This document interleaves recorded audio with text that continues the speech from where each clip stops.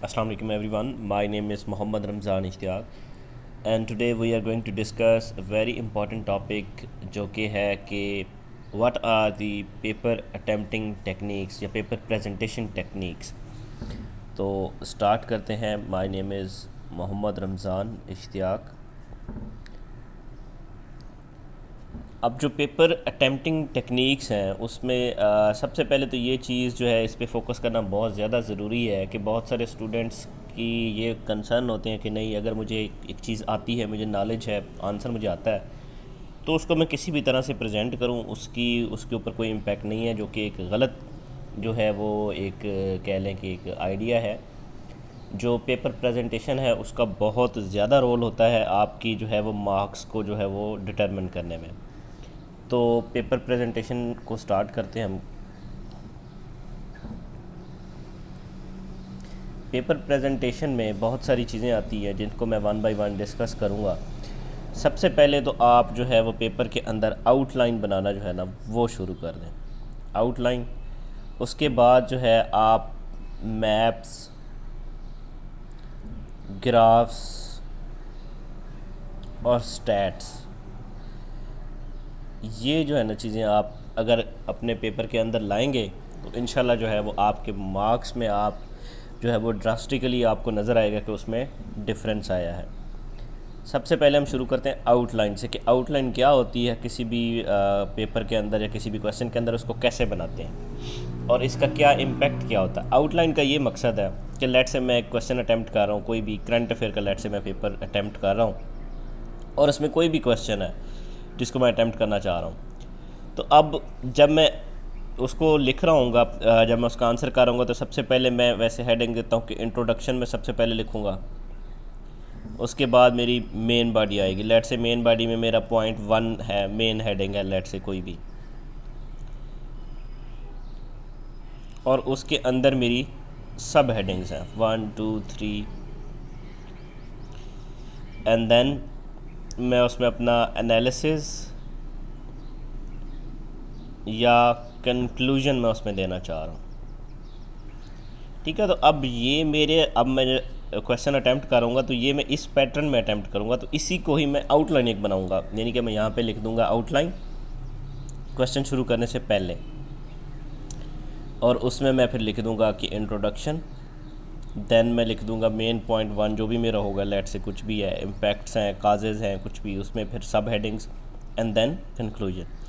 तो ये जो आउटलाइन है दिस डिफाइंस कि आपका जो क्वेश्चन है वो किस डायरेक्शन में जाएगा. और ये जब पेपर जब चेक हो रहा होगा तो आपकी आउटलाइन के ऊपर ही आपकी क्वेश्चन की आंसर की क्वालिटी जो है वो डिटरमिन हो जाती है कि आपने कितना इन डेप्थ क्वेश्चन को समझा है और उसको आंसर करने की कोशिश की है. इससे आपके मार्क्स में बहुत ज़्यादा फ़र्क आएगा, आपके मार्क्स इंशाल्लाह ज़्यादा आएंगे. लेकिन इस प्रैक्टिस को जो है वो आपको पहले करना पड़ेगा क्योंकि दिस इज़ टाइम कंज्यूमिंग. आपको पहले आउटलाइन डिफ़ाइन करनी है, ग्राफ आउटलाइन बनानी है, फिर फाइनल आउटलाइन बनानी है. तो इसके लिए आपको टाइम मैनेजमेंट जो है वो करनी पड़ेगी. इसके बाद अगला हम अब जो मैंने चीज़ बताई है मैप्स. अब मैप्स बहुत सारे लोगों को नहीं आते. वो सबसे पहले तो मैप बनाना सीखें. एटलीस्ट आपको वर्ल्ड मैप रफ़ बनाना आता हो और पाकिस्तान का मैप बनाना आता हो. मैप्स आपको कैसे आंसर में हेल्प करते हैं और पेपर प्रेजेंटेशन आपकी अच्छी करते हैं. लेट से मैं पाकिस्तान के बारे में कुछ लिखना चाह रहा हूँ. लेट से मेरे पास क्वेश्चन है कि लिटरेसी रेट इन पाकिस्तान या एजुकेशन के ऊपर, और मैं उसमें शो करना चाह रहा हूँ कि पाकिस्तान के मुख्तलिफ़ जो एरियाज़ हैं, जो मुख्तलिफ़ प्रोविंसेस हैं, उनके अंदर भी एक जो है वो डिफरेंशियल जो है वो लिटरेसी रेट है. तो उसको बजाय इसके कि मैं एक पैराग्राफ बना के लिखूँ, मैं उसको एक मैप की फॉर्म में बना सकता हूँ. लेट से मैं एक रफ़ सा मैप बनाता हूँ पाकिस्तान का ऐसे, और ये यहाँ से ये बिल्कुल एक रफ़ सा मैंने मैप बनाया है. ठीक है, और यहाँ पे मैं जो है वो उसकी डिफ्रेंशिएशन करता हूँ कि ये AJK है हमारे पास, इंक्लूडिंग जो Indian occupied Jammu and Kashmir है. इसके बाद मैं यहाँ पे KP और फाटा वगैरह का एरिया बना देता हूँ. यहाँ पे मैं इस्लामाबाद वगैरह, और यहाँ पे मैं ऐसे इसको करते करते करते पंजाब और सिंध और इस तरह जो है ना इसको डिवाइड कर देता हूँ. यहाँ पे ये बलोचिस्तान. तो ये मैंने रफ़ सा बना लिया. मैं यहाँ पे सिर्फ परसेंटेजेस लिख देता हूँ. लेट से मैं पंजाब के लिख देता हूँ 71%, कि पंजाब के जो लिटरेसी रेट है वो 71% है, यहाँ पे मैं लिख देता हूँ 44% के बलूचिस्तान का 44% है। तो अब बजाय एक पूरा पैराग्राफ, एक पूरा पेज लिखने के, मैंने एक छोटा सा मैप बना के उसके अंदर लिख दिया और यहाँ पे मैं इसके जो है वो पॉइंट्स बता दूंगा कि लेट से, या मैं इसको वैसे भी लेबल कर सकता हूँ कि this is Punjab, this is Sindh, this is Balochistan, this is KP, this is Islamabad, this is Jammu Kashmir and this and that. तो यहाँ से मैप के ज़रिए आप बड़ा अच्छा विजुअलाइज़ कर सकते हैं अपने आंसर को।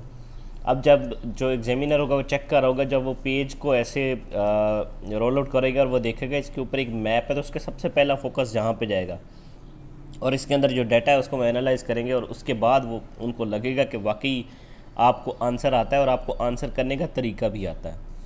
तो ये एक चीज़ थी कि मैप को आपने कैसे यूज़ करना है। Second thing is graphs, sorry third is graphs, कि ग्राफ्स को आप कैसे यूज़ कर सकते हैं। अब इसी चीज़ को, इसी डाटा को मैं अगर ग्राफ्स की फॉर्म में ले आता हूँ तो मैं एक सिंपल सा ऐसे इधर एक ग्राफ बनाता हूँ, यहाँ पे बार चार्ट टाइप बना लें आप इसको। ये मैं पंजाब को शो कर दिया मैंने, ये मैंने KP को शो कर दिया, ये मैंने सिंध को शो कर दिया और ये मैंने बलूचिस्तान को शो कर दिया। और लेट से इस्लामाबाद का अगर लिटरेसी रेट ज़्यादा है तो मैं उसको ऐसे शो कर देता हूँ। और यहाँ पे मैं सिर्फ जो है ना इसमें परसेंटेजेस लिख देता हूँ कि दिस इज़ 71%, दिस इज़ 44%, और यहाँ पे मैं इनको लेबल कर देता हूँ this is Punjab, this is KP, this is Sindh, this is Balochistan and this is Islamabad. तो ये अब देखें, इसी डाटा को मैंने मैप से निकाल के अब ग्राफ में डाल दिया। तो ये भी पेपर प्रेजेंटेशन में एक चीज़ जो है वो आपको काफ़ी हेल्प आउट करती है। इसी तरह आप पाई चार्ट बना सकते हैं। लेट से पाई चार्ट में आप बनाना शुरू कर दें, कोई भी किसी चीज़ का शेयर है, लेट से आप जो है वो बजट डिस्कस कर रहे हैं तो आप बताना चाह रहे हैं कि बजट का जो है 56% अगर वो पंजाब के पास जाता तो आप इसको यूँ ड्रा करें कि दिस इज़ 56% पंजाब, बाकी आप सब डिवीज़न में लिख दें कि ये फ़लाँ का शेयर है। तो इस तरह भी आप जो है वो अपना आंसर को एक अच्छे तरीके से प्रेजेंट कर सकते हैं। स्टैट्स है, स्टैट्स तो बहुत ही इम्पॉर्टेंट चीज़ है। स्टैट बेसिकली आपको एक टूल प्रोवाइड करता है कि आपने किस तरह अपने आंसर को जो है वो वैलिडेट करना है। जैसे मैंने बताया कि अभी मैं बात कर रहा था कि मैप के अंदर भी मुझे स्टैटिस्टिक्स की ज़रूरत पड़ी, ग्राफ के अंदर भी मुझे स्टैटिस्टिक्स की ज़रूरत पड़ी, पाई चार्ट बनाया मैंने उसके अंदर भी ज़रूरत पड़ी। तो स्टैटिस्टिक्स आपको आना बहुत ज़रूरी है। उसको आप वैसे टेबुलर फॉर्म में भी बना सकते हैं। लेट से मैं ऐसे जो लिटरेसी रेट की हम बात कर रहे थे उसका मैं एक टेबल सा बना देता हूँ, लेट से ऐसे। तो इसमें मैं नाम लिखूँगा पंजाब, आगे लिख दूँगा परसेंटेज, यहाँ पे मैं KP लिख दूँगा 65% में लिख दूँगा, सिंध लिख दूँगा उसका मैं 60% लिख दूँगा। तो ये स्टैटिस्टिक्स के ज़रिए ही आप अपने आंसर को बेहतर बना सकते हैं। तो आज का यही जो टॉपिक था वो, क्योंकि मुझे बहुत ज़्यादा एस्पायरेंट्स ये पूछ रहे थे कि आपने रिटन में इम्प्रूव किया स्कोर बहुत ज़्यादा, तो उसके पीछे क्या आपका जो सीक्रेट है कि आपने इतने ज़्यादा अच्छे मार्क्स लिए हैं, तो वो मैं इसीलिए आप लोगों के साथ ये शेयर करना चाह रहा था। तो मैंने सोचा इसके ऊपर एक वीडियो होनी चाहिए। And thank you so much for watching and अल्लाह हाफिज़।